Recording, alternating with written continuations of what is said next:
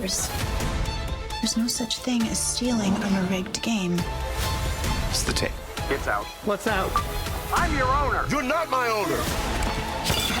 Or what? Hello, Mr. Fishburne. How you doing? Good, Jamal. How are you? Pretty good. It's so ironic that I just took my daughter to see 40 Acres and a Mule, and I was pointing to the bell where it said, you know, where it's wake up from. Oh, wow. Oh, Yeah. So it's just ironic that, you know, 2 days later here I am talking to you. yeah. And I know, like, my first time seeing you on screen was Cornbread Earl and Me. So going way back, you started with basketball and everything. Basketball, yes. With Jamal Wills. Yeah, ball fix, same spelling too. And Right. you're 6 feet tall though. Did you was ball ever a part of your repertoire? Like No, not really, man. I'm left-handed, and I got to acting really, really early. You know, basketball was only important to me growing up in New York in the 1960s when we had the championship New York Knickerbockers. You know, Walt Frazier, Willis Reed, Earl of Pearl Monroe, DeBusschere, Bradley, you know, those guys. And you know, we haven't had a team like that since. So you know, basketball wasn't really part of my life after that. I wonder, because I know this was made off of the Rachel Shelbourne's 30 for 30, and at the time, you know, Donald Sterling, you know, caused a lot of ruckus with his personal behavior.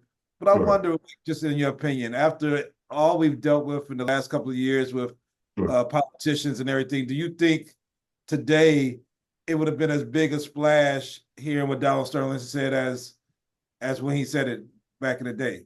Post It's a PT, good post question. It's a good question. I'm not sure. I'd like to think that it would have had the same impact.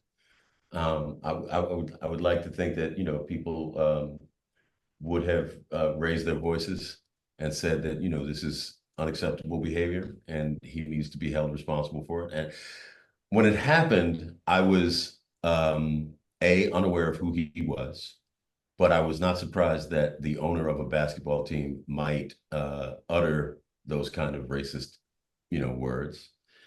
I was surprised by the fact that he was held responsible for it and that he had to deal with the consequences. Where's my favorite coach? Doc! Donald. Bet you're glad you're out of Boston. I love Boston. Did Doc tell you when he used to play for me? Well, you were here, Sandy. Minus about 20 pounds of you. Listen, Donald, I'd like to get into some personnel issues. Good. Andy, Oh, yeah. Oh, come on. Back to work. Doc Rivers is a legend. Born in New York, but I grew up in Atlanta, so I knew him as a Hawk. I knew him as right. a fan.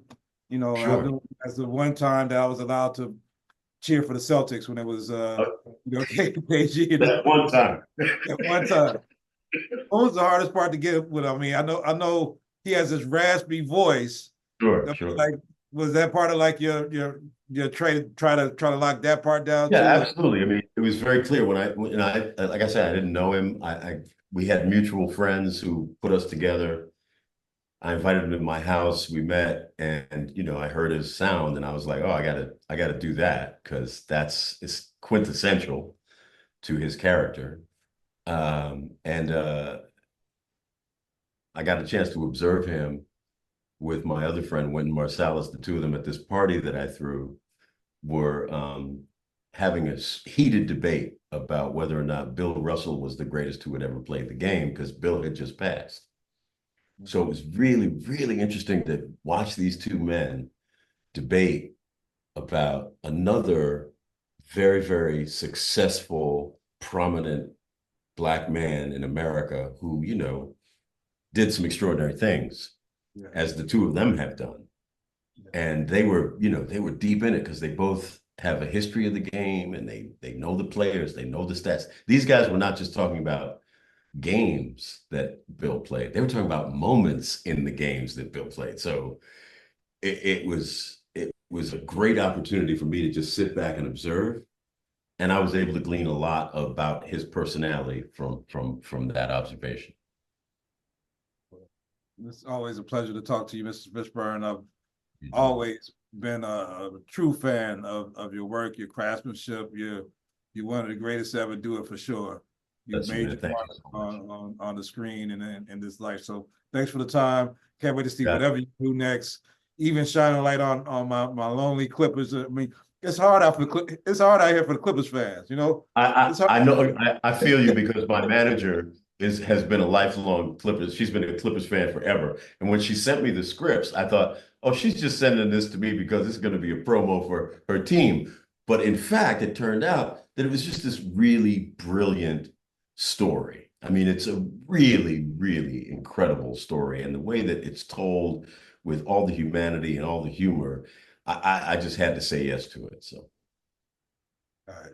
I appreciate you doing that, man. And I got to shout out my fellow Clippers season ticket holder, Winston Clinton and Sean Conwell. Just got to shout them out because we need this shine. Thanks, Right on. thanks, man. Everybody go You're see. welcome. Well, be well, brother.